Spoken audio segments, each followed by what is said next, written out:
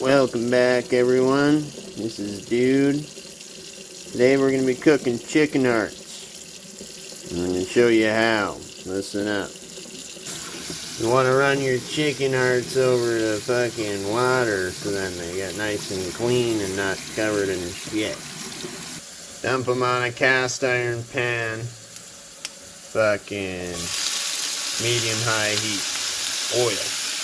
Now you can definitely whip these suckers up without any seasoning, but I like to throw a little garlic and what else on there? A little fucking garlic powder. Never fucking hurt nobody. Except for vampires, of course. You want to make sure you let them cook evenly. You don't want to fucking let one side cook until it's fucking charred, if you know what I'm saying. By this point in the cook, I usually throw a little black pepper on there and fucking, you know, what else? Another layer of garlic. Never hurt anybody. Make sure they get a decent sear on either side. Yeah.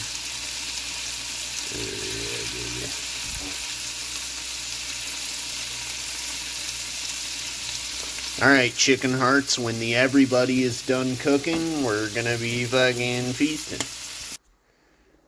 Bon appetit, bitches.